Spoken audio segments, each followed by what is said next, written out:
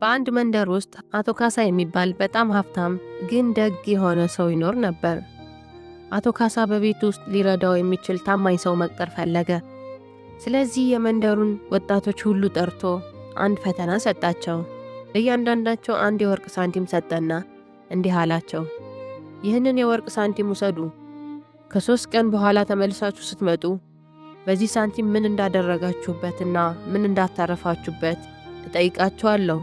ትልቁን ትርፍ ያመጣ ሰው በቤቴ ውስጥ በከፍተኛ ደሞዝ ይቀጠራል። አልማዝ የምትባለው ወጣት ሳንቲሙን እንደተቀበለች በልቧ እንዲህ ብላ አሰበች፣ ይህንን ሳንቲም ንግድ ላይ አውዬ አተርፋለሁ፣ አቶ ካሳንም አስደንቀዋለሁ ብላ ወጣች። ሙሉነህ ግን ሳንቲሙን ይዞ ወደ ቤቱ እያሰበ ሄደ። 3 ቀናት አለፉ። ወጣቶቹ በአቶ ካሳ ቤት ተሰበሰቡ። አቶ ካሳን መጠየቅ ጀመረ። እሺ አልማዝ፣ የሰጠሁሽ የወርቅ ሳንቲም ምን አረግሽበት ብሎ ጠየቃት። አልማዝም በኩራት አቶ ካሳ፣ እኔ ይህንን ሳንቲም ወደ ከተማ ወስጄ ምርጥ ልብሶችን ገዛሁበት። ከዚያም እነዚያን ልብሶች መልሼ በመሸጥ 3 የወርቅ ሳንቲም አተረፍኩ። አሁን 4 ሳንቲም አለኝ አለች። አቶ ካሳም ፈገግ አለ። ጥሩ ነው፣ ታታሪ ነሽ።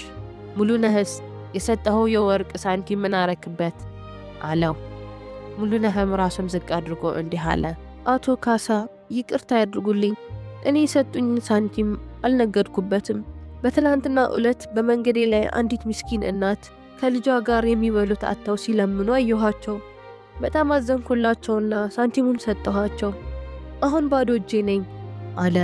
አቶ ካሳም ሙሉነህ፣ እኔ የፈለግኩት በገንዘብ ትርፍ የሚያመጣውን ሳይሆን ልቡን የማያጠፋውንና ለሰው የሚራራ ነው። አንተ የሰው ሕይወት አትርፈሃል። በትህትናህና በደግነትህ ለዚህ ሥራ ተመርጠሃል አለው። አልማዝ ግን እያፈረች ሄደች።